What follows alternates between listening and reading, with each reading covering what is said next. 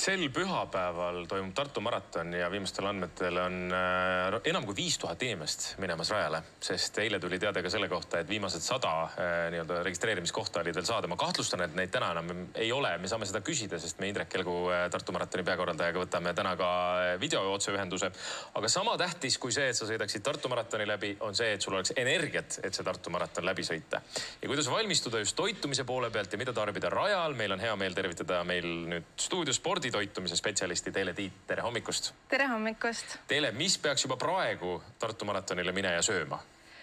No ütleme, et selline igapäevane toitumine, siis põhitoidukorrad kindlasti, vahepalad võiksid seal olla, et midagi väga suurt nüüd muutma ei pea.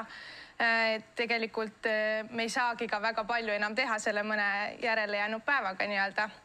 Aga just see regulaarne söömine, et need energiavarud oleksid täidetud, sest see on just see kõige hirmsam osa, et see pingutus on niivõrd pikk, et me püüame siis seda väsimuse teket lükata võimalikult hilisesse faasi. Kui ma vaatan seda toiduvalikut siin laual, siis mulle tuleb meelde üks anekdoot sellest, kuidas anna 9-aastasele 100 eurot ja laseda bensujaama. Et see on natukene sarnase feelinguga. Aga tegelikult, kui hakata nüüd siit järjest võtma, siis mida ja miks me oleme siia lauale pannud? See on nüüd see, mis maratoni päeva puudutab, jah? Jah, aga tegelikult, kui me võtame ka eelneva päeva juba, siis me peaksime natukene rohkem siis tarbima süsivesiku rikast toitu, et me räägime siis sellisest valgest jahust toodetud siis toiduainetest, ütleme riis, eks ole, makaronid, teisalt jällegi kartul on hea valik. Me peaksime piirama natukene rohkem sellist rasvase liha tarbimist ja eelkõige just see loomaliha, mis siis on natukene raskem seedida, eks ole. No nii, ma näen 2 lihatoodet siin, et kas need on siis maratoniks valmistudes pigem mingis olukorras vajalikud või pigem ei? No ütleme, et maratoni hommikul enam ma selliseid valikuid tanklast kaasa ei haaraks. Et need ikkagi on kehale natukene rasked. Pigem peaks siis maratoni päeval olema just see hästi süsivesikurikas toidukord. Kui me hommikusöögist räägime, siis sõltuvalt sellest, millal keegi ärkab, kui lähedal nad Otepääle on, sest ikkagi mõni peab sõitma päris mitu tundi ennevalt, eks ole. Et ütleme, tavapärane eestlase hommikusöök võib olla puder või leivad, et siis ma eelistaksin ikkagi sellist kiirkaerahelbeputru näiteks. Sinna juurde siis võib süüa kas kohupiima või muna. Kui see toidukord on siis ütleme vähemalt 2 tundi enne siis starti asumust. Ja ütleme, et siis kõrval võiks olla, kas siis on selle pudru peal moos või tõesti banaan, selline küpsem variant natukene, mida on ka natukene lihtsam vastu võtta kehal.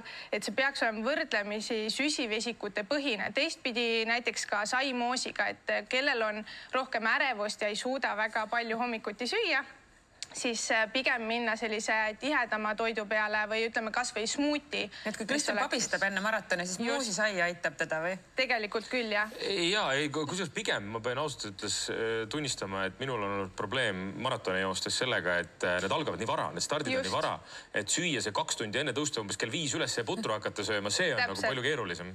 Täpselt, et pigem siis teha nii, et see eelneva õhtu toidukord, ütleme õhtusöök on siis kas mingisugune pasta, eriti kui ta on näiteks tomatipasta põhjal, ütleme tomatipüree lisatud makaronidele või siis valge riis, miks ka mitte, eks, ja siis võiks olla kanaliha või kalkuniliha, et selline natukene, kus on vähem rasva, nähtavat rasva just eelkõige, et rinnafilee pigem. Aga vaatame nüüd siia lauale, et mis on siin, alustame siis näiteks headest valikutest. Sa panid siia, siin on asjad, mida võib ja asjad, mida ei või. Ma tegelikult võiks Romi arvata, mida ei tohi näiteks maratoni päeval, eks ole, või maratoni ajal siis tarbida. No teeme siis nagu kindla välistamismeetodil. Ma arvan, et esimesena võib-olla viskaksid välja kummikommid.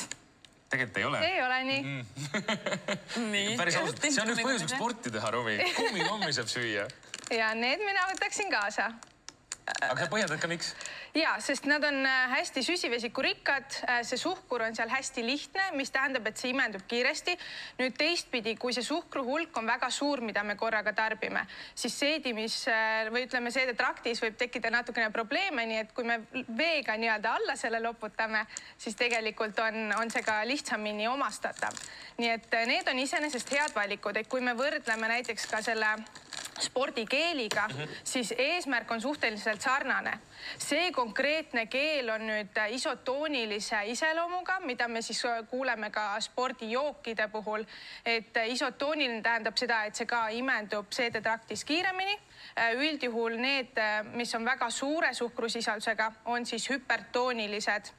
Sarnane on võib-olla Coca-Cola näiteks, mis tähendabki seda, et see imendumiskiirus on natukene aeglasem ja võib tekitada probleeme, aga kui vett sinna kõrvale võtta, siis laheneb probleem. Sa võid uue katse midagi välja visata. Absoluutselt. Ma viskaks välja need küpsised ja selle hästi magusa sellise müslitahvlikese. Küpsised ma jätaksin alles. Aga selle šokolaaditahvliga on nüüd nii ja naa, et pigem jah, ütleme, kes võib-olla aeglasemalt või rahulikumas tempos, mõnusas tempos läbima läheb, siis kui on harjunud sellist toitu sööma ka koormusaegselt, siis iseenesest ei ole nagu probleemi.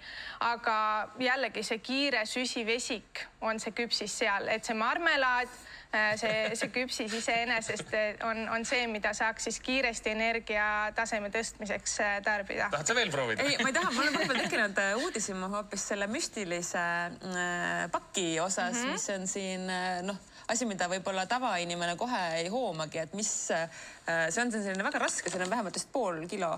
Ja see on suhteliselt suur pakk, see on spordijook, spordijoogi pulber õigemini, et siis seda tuleb veega lahjendada. Ja vedeliku vajadus on täpselt sama oluline kui see energiavajadus.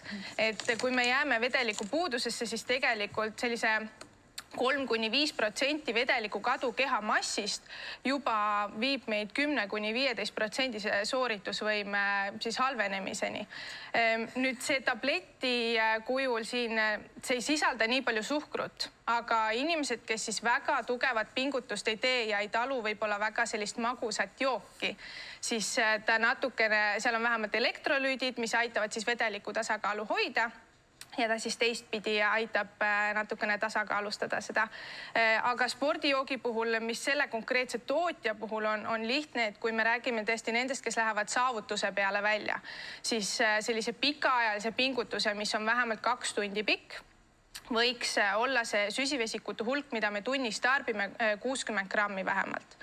Aga siin on... kaaluma seda kusagil seal raja peal. Sellepärast see on lihtne, et siin selle tootja puhul on siis need grammid täpselt nagu niimoodi paika pandud, et neil on ka keele, eks ole, et siis on lihtne arvuta nii-öelda.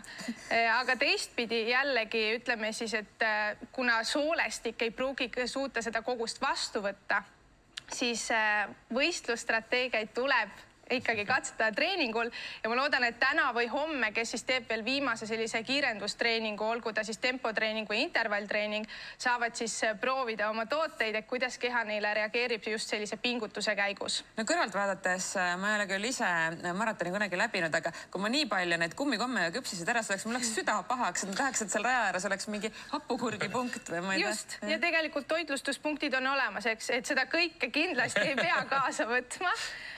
Mida ma tahan öelda, ongi see pigem, ega selle koormuse käigus ei ole ju ka väga meeldiv mäluda, eks.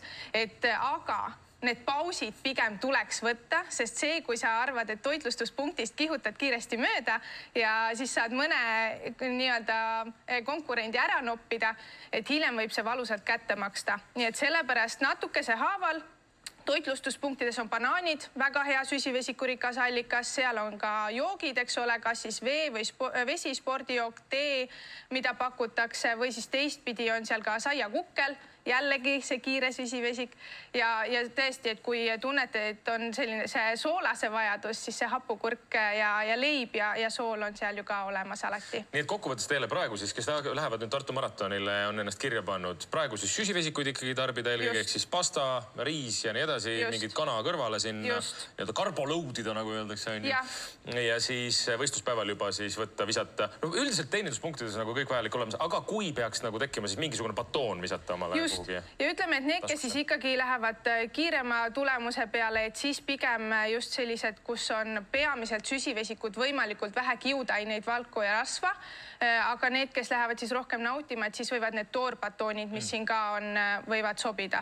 Aga jah, et sellise kummikommi või marjabatooni puhul, mida on ka kaubanduses ilusti saadaval, siis natukene vett juurde tarbida.